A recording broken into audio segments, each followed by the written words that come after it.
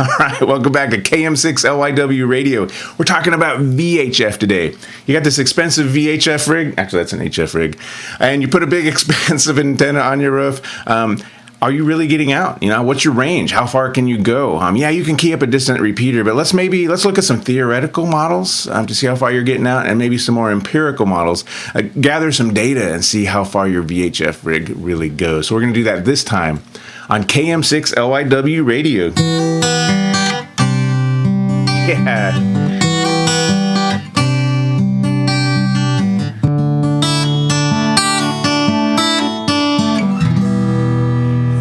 All right, welcome back. That's right, still got the bumper music. You know, I am a function before form kind of guy. You'll notice I don't do a lot of editing on these, so this is all extemporaneous. Maybe that's the word we're looking for. Let's talk about your VHF rig. All right, I've got a Diamond 200 on the roof. I've got a couple of VHF radios. Yeah, I can hit distant repeaters, but I really don't know exactly how far I can get out. There's a theoretical way of doing this. Go out to ve2dbe.com. That's Victor Echo 2 Delta Bravo Echo.com, and put in your location and your power and your antenna type, or what your antenna is, with the gain and stuff like that. Anyways, this is going to generate a map of your propagation map, given your terrain. So green's good, yellow's okay, and then nothing, I guess, is bad. So, we can actually see the mountains and canyons. So if someone's in one of these little mountains or canyons here, they're not going to see your antenna. You're not going to be able to reach out to them. So this is a propagation map. I'll zoom out. This is California here, Nevada. So you can kind of get an idea of how far, theoretically, my antenna is going to reach out on VHF. You actually enter the frequency and everything. So this is a pretty cool site. I'm sorry, VE2DBE, I don't have your name. Maybe I'll put that in the notes. Great work on this site. This is a propagation generation map. But it is theoretical. But what I want to do is maybe do some more empirical stuff. So if you've got some APRS activity in your area, you can quickly set up an APRS Igate. Okay, this is going to be a receiver. It's just going to receive packets, little packets from all over your region, and they got their position in them too, so we can map them out and kind of get a picture of your VHF receive performance, which is going to be similar to your transmit performance, provided you have enough power, and just see how well your VHF system is really working, really how far that's getting out. And we're going to measure all of these APRS packets that are being transmitted all over your region, and see how far away they are. So installing an Igate, an APRS Igate, I know that sounds complicated. Okay, there's a couple of things you got to do. It's actually pretty easy, especially if you have a Raspberry Pi. I think you can get this to work on Windows. I'm not a Windows or Mac person. Sorry, this is actually a Linux desktop. First thing you want to go do is get one of these things, some sort of software-defined radio.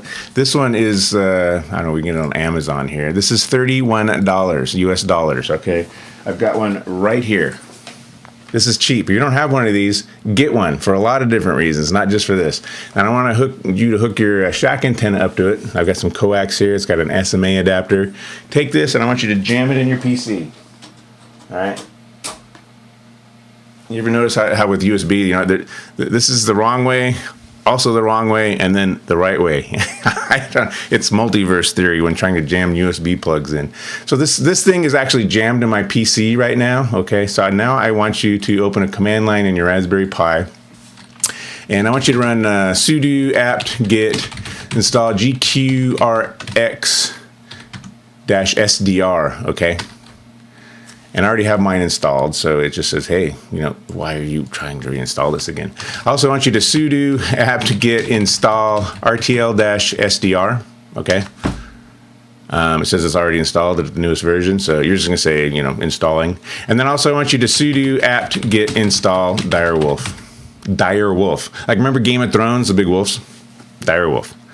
I'm actually not going to run this because I have I compile a version from source code that I use. But anyways, run that. I'm just going to hit Control-C. So now I also want you to create a direwolf.conf file. Run nano direwolf.conf. Okay? And then put this stuff in it. All right, so at the top, we've got my call as your call sign dash whatever you want. And then IG server, name it. This is a North American APRS server. It's important because Direwolf's going to upload all of these position reports to a database, and we're going to take a look at it. Then your IG login, I want you to put it your call sign and generate your password. You can actually, the password isn't a secret. You don't win anything by knowing this because it's a hash. It's not a real thing. So go out to apps.magicbug.co.uk/passcode. Enter your call sign, and it will generate your password, okay? That's how you generate your APRS password. There's no secrets in amateur radio, no obfuscation or encryption, at least in my jurisdiction. Let's see, where were we? So that's our passcode. I got 22191. I just used a fake call sign. All right, so there's your password. And then this is really important, too, so you find yourself on the map. You need to set up a P beacon. For whatever reason, the line wrap doesn't work. You know what I'm going to do? I'm just going to do Control-X to exit. I'm going to do a cat direwolf. So this is the P beacon you want to put in there. P beacon, and then send to IG means send to APRS Information Service. That's the database. You don't need to know what all of this stuff means. The important stuff here is put in your latitude and longitude. So I'm 38.9 something north and 120.9 something west. Okay, that way you'll come up on the map. This P beacon's important so you can find yourself. So really, it's these 4 lines in this direwolf.conf file, and you've almost got an Igate, all right? So what I also want to do, since we installed GQRX, is I just want to see if that thing's working. I'm just going to run GQRX, okay? And it's running, and we're going to tune to 144. We're going to hit play here. 144.390 in Americas, and it's going to be 144.800 in Europe and other countries. I don't have all that information, but we're going to start seeing packet data come down. I am going to zoom in on this frequency so you can kind of see it. And this is the packet data that's flying around your area. People, in trucks sending their positions, maybe people sending text messages. That's what this data here is on this scope. And I can go over to Tools, and I can run AFSK 1200 decoder. All right, this is going to actually tell us what information is in those packets. I don't know if this is going to be a quiet day or not, but oh, there one came in. It might be my video recording software messing with the audio on this, but anyways, the packets suddenly started coming in here. So we know it works. We've got proof of concept. We're getting packets using an rtl-sdr device, and we're using GQRX to look at those. We see the data here, which I can't really zoom in on very well. So it's working. So let's close all this. This totally wasn't necessary, this GQRX thing, but it's totally cool, right, to see that waterfall and see your packets coming through. All right, so I'm going to clear that. So we've got all of our software installed. We've got rtl-sdr pushed into a USB port, and we've got a direwolf.conf file that's going to make us an Igate. Now all we need to do is run a direwolf, and it's going to use that rtl-sdr device and start sending all of that packet data on up. I hope this works. I hope my video recording software hasn't screwed up the audio on this. So I made a command called igate.sh, okay, but you can just run this directly. Maybe increase this a little bit. So this is the command right here, igate.sh. I know this is a lot to type. What I'll do is probably put it down in the comments. So I'm just going to cut and paste this line and run this, and we're going to see what happens. Actually, I cut and pasted it twice. Let me do that again. This is so glitchy. All right, so RTL-FM, that's the thing that's going to read the audio from the device, and we're going to pipe the output of that, which is audio, into the command direwolf. And we're going to use the configuration file is going to be ./direwolf.conf. That means the direwolf in my working directory. What you might want to do is just edit /etc/direwolf, and that'll be the default location for direwolf.conf. But in this case, we're using the direwolf.conf in our working directory. And then some audio information like the bit rate and things like that. So let's run it. I'm going to hit return right here. And we're going to see this is direwolf running, and it's telling us what the audio information. It's actually driving the RTL. That's the name of this chip, is RTL-2832U. So we know that's working. We're starting to see data come in. So we just heard a digipeater KM6ZTH just repeated this packet here. So the data is rolling in through direwolf using the rtl-sdr. So this is working. All right, so that's cool. Actually, we should be able to see ourselves. If I can turn my radio on here, I'm going to send a position packet. I don't know why GQRX wasn't working. This is obviously working. So I just sent a packet, and it came through. KM6LYW with audio level 41, and all the decoders picked it up. It doesn't like my position comment. Okay, I'll get over it. Turn that off. Hey, it's field day today. I actually got the HF rig running over here. I'm recording this on field day. Hopefully you guys had a good field day. All right, so that's running. We've got an Igate. We're up and running as an Igate with sending our position packets every now and then. So what are we going to do now? So I want you to go to, this is a really cool site. I want you to go to APRS.fi if you haven't done this already. If you're into APRS, you probably already know about this site. But this is APRS.fi. I'll make sure I'm at the top of the site. And so this is all of our stuff, APRS objects. In fact, this one in the middle is the Igate that we just created. It's KM6LIW-6. You can change the overlay and stuff in that P beacon line on direwolf.conf. So this is it. We are on the map. We exist, and our station's listening and forwarding information to the APRS information service, which is the database that's behind this map. So what you want to do is, once you see your Igate, I want you to click on it and then click on info. All right. This is all the information about your Igate. This is stations it's heard, stations that are near it, tons of information. What we really want for propagation, to see what the propagation's like, is to click on show map where it says stations heard directly. I don't know if I can zoom that in anymore. It says stations heard directly, and click on show map. Don't click on position packets sent to APRS IS, because that's digipeters that you're hearing. So I want you to hit stations heard directly, show map. And since we just turned it on, we're not going to see a lot of stations. So we're going to see like a heat map of all of the stations that we've heard in our area. So right now it looks like we've only heard a couple directly. This doesn't count stations we heard over digipeters, just stuff we heard directly. So I'm sure this is Tim down here. Tim, if you're watching, this is your digipeter. It's working great. Obviously, I already heard it directly. So this has only been on for a matter of seconds, so there isn't much of a map here. I've got a real digipeter up the hill called G-Town, and I'm going to do a search for that. There's G-Town with the big G on it. I just put a G for G-Town on it. So let's click on info for that APRS digipeter, and then I'm going to go to stations heard directly, show map there, and we're going to see something different. All right, I'm going to zoom out a bit. So look at the range of this digipeter. So this is California here. I'm going to change this over to miles. So I don't know, 20 miles is about... it's hard. It's hard to put on this map. So G-Town's the big G right here, and I'm getting all of the Sacramento Valley. So this has been running for about 3 weeks. It resets every month. So this has been running for about 3 weeks, and these are all of the station position reports that the G-Town digipeter has heard. And you start to see the veins of your city. You start to see your roads, right? Because a lot of these are cars putting out position reports. So if I look for dots way out here, I can go way to the south down here and actually see that, I'm receiving stations well over 100 miles. What is that? I don't know what is it in kilometers, 150 kilometers. So this G-Town antenna really is working well, and it's very consistent with what we saw in the topographical theoretical projection, theoretical propagation. I'm actually seeing that stuff here.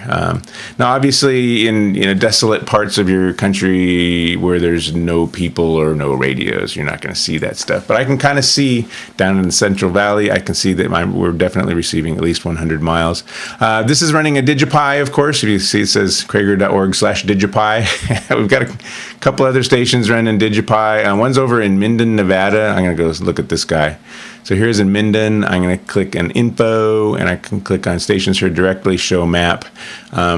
This is a good example of, not a lot of people. This is Nevada. So this is the propagation that we're seeing from Minden here.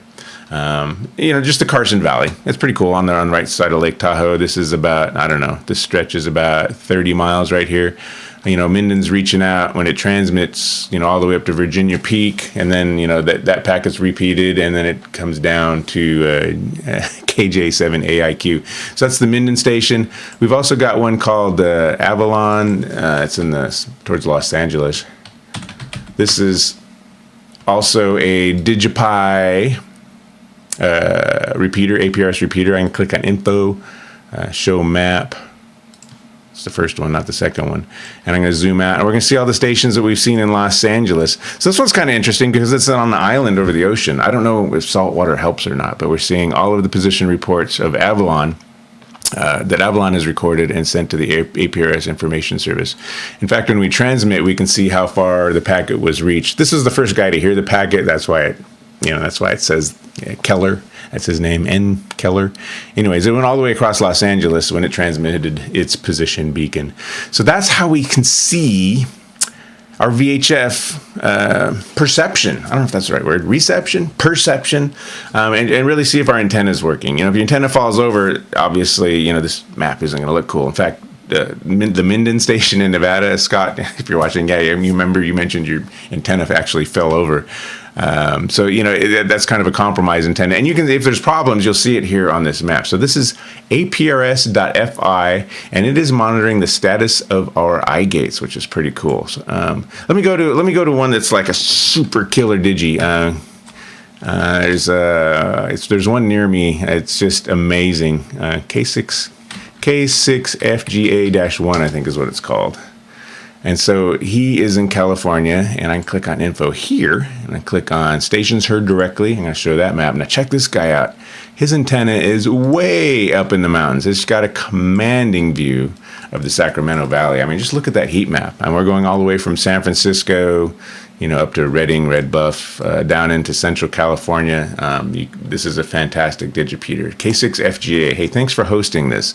This is a super digi. That's why it has the S. So this is like a wide 2 digi. In fact, his packet that he transmitted went all the way was heard down to San Francisco. This was the transmission. But this heat map is all of the stations that were received and their positions. All right, so we did it. This is how VHF performance is measured, in my opinion. Key up repeaters, at the edge of this range and see if you can actually hit them. I think you might be surprised. So I think we've got everything done here. So patrons of the channel get access to KM6LYW radio software, specifically the DigiPi project. So those digipeaters that you just saw are actually running the DigiPi, and they're being APRS digipeaters right now. So if you're a patron of the channel, you get early access to software, and specifically to the DigiPi project. I can't do this without you guys. The support is overwhelming. So if you want to support the channel, or if you want access to the DigiPi SD card image that goes in your Raspberry Pi to create one of these digipeaters that you just saw, that are performing honestly pretty well, I think. For all things being equal, the DigiPi is pretty darn good as a digipeater if you hook it up to a decent antenna and radio. Okay, guys, thank you so much for the support. Fu, Hang, man, I think you've been with me the longest. I think that's basically the order here and the amount of contribution. This is amazing. Michael, thank you, Michael. Steve, Brian Schultz. Brian, I know you hang out in all of my premieres. Thank you for hanging out there. Every now and then I'll make one of these videos at premiere and we can talk online. I'd like to do more live shots too. So let's see how that works. All right, thank you. I don't know. Do I go through this whole list? Christopher, Jake, thank you. Ian, William. Is it Bill or William? I know we've spoken. I think we just called you William. When we're texting on Discord, you don't actually type someone's name. It's whatever their handle is. So Ian, Simon, Tony, NW2W, that's Mark, Ryan, Jim, Brad, Douglas, Don. Thank you, Don. Let me know how the Appalachian Trail Golden Packet stuff's going. Buddy, Kevin, Barry, Mark, Lewis. I can't read all the names. Eddie, Aaron, William. We have a lot of Williams. Another Mark, Scott, Rick, Matthew. Hey, Ghostman. Thank you, Ghostman. Aaron, thank you, sir. Thank you very much for the contributions to patreon.com/KM6LYW. John, BRG, I don't know your first name. Rocky, Rich, Dwayne, Marcio, Tom, Bill, Wayne, Domingo, Fred, Alan, Jamie, Van, Gordon. God, there's I almost complain that there's too many patrons, but this is amazing. I am overwhelmed, guys. This is just too much to read. So Jane, Recco, Brett, Eric, Alex, one of our newest, Chris. Thank you, guys. I really appreciate it. All right, let me know in the comments. Did you build an Igate, an APRS Igate? And if so, what does your map look like? Let it run for a couple of weeks, okay, to really get a good picture. The one we had only ran for a few seconds, and we just saw a couple of local stations. And make sure when you do the view map that you're actually doing the stations heard directly and not just hearing what you heard through digipeaters, because that's not exactly accurate. Okay, guys, this is KM6LYW, Craig in cool California, and 7-3, guys.